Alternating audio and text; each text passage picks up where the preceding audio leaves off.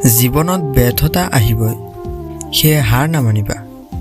মনত ৰাখিবা, প্ৰতিটো অন্ধকাৰ ৰাতিৰ পাছতেই সুন্দৰ ৰাতিপুৱা আহে।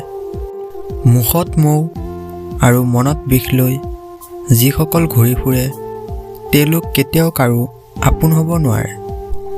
যাক বেছি আপোন ভাবিবা, তেওঁ আহি কলিজাত আঘাত দি গুচি যাব। যেতিয়া তুমি কাৰোবাক ভাল পাবা, তেতিয়া বুজিবা আঘাত কি। যেতিয়া তুমি ভাল পোৱা হেৰাই পেলাবা, তেতিয়া বুজিবা জীৱন কি। খুব কাষৰ মানুহবোৰে কষ্ট দিলে কেৱল মুখৰ পিনে চাই সহ্য কৰিব লগা হয়। দুখ আছে বাবেইতো সুখৰ ইমান দাম।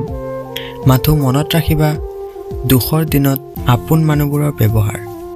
অৱহেলা য'ত ৰাজত্ব কৰে, ভালপোৱা সেইখিনিত মূল্যহীন হৈ পৰে। পৃথিৱীৰ সকলোতকৈ ডাঙৰ নিচা হৈছে মানুহৰ প্ৰতি মানুহৰ মায়া।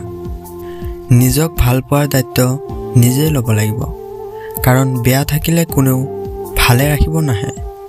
যাৰ অলপ আছে তেওঁ দুখীয়া নহয়, দুখীয়াটো তেওঁ যাৰ চাহিদাৰ কোনো শেষ নাই। জীৱনৰ সকলো কথা মনত ৰাখিব নালাগে, কিছুমান কথা পাহৰি যাব লাগে। যেনে কাৰোবাৰ অৱহেলা বা ব্যৰ্থ ভালপোৱা আৰু বন্ধুত্ব বহুত দামী বস্তু, যি সকলোৱে মৰ্যাদা দিব নাজানে। ক্ষমা খুজিলেই সকলো ঠিক হৈ নাযায়। হৃদয়ত আহি লগা কথাবোৰ সহজে পাহৰিব নোৱাৰি।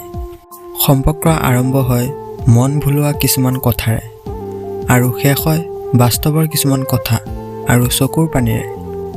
যদি সুখী হ'ব বিচৰা, তেন্তে ৰাতি নাজাগিবা। যদি শান্তি বিচৰা, তেন্তে দিনত নুশুবা। যদি ভালপোৱা বিচৰা, তেন্তে মা দেউতাক এৰি নাযাবা। যদি সন্মান বিচৰা, ফাল্টু কথা নক'বা। আনৰ কথা নহয়, নিজৰ মনৰ কথা শুনা, কাৰণ তোমাৰ বেয়া সময়ত তুমিয়েই থিয় হ'ব লাগিব। কাৰোবাৰ বাবে 2-3 শাৰী ষ্টেটাছ দি কি হ'ব? যিয়ে তোমাৰ মনৰ কথাকে বুজি নাপালে, তেওঁ তোমাৰ 2-3 শাৰী ষ্টেটাছ দেখি কি বুজিব? কাৰোবাক কথা দিয়াৰ আগত বাৰে বাৰে ভাবি চাব, কথাটো ৰাখিব পাৰিবনে নাই।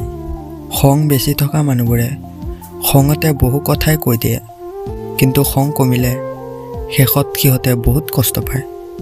যিয়ে আপোনাক হেৰুৱাৰ ভয়ত কান্দে, এটা সময়ত চাব তেওঁ আগতে হেৰাই যাব। যিজন ব্যক্তিয়ে এসময়ত কৈছিল মইতো আছোঁ, এদিন সেইজন ব্যক্তিয়ে পৃথিৱীৰ সকলোতকৈ ডাঙৰ চিন্তাৰ কাৰণ হৈ গুচি যাব। না পাৰিলোঁ কাৰোবাৰ বন্ধু হ'বলৈ, না পাৰিলোঁ কাৰোবাৰ মনৰ মানুহ হ'বলৈ, না পাৰিলোঁ কাৰোবাক আপোন কৰিবলৈ। মাথো পালোঁ হাজাৰ হাজাৰ কষ্টৰ মাজত হাঁহি মুখে থাকিবলৈ।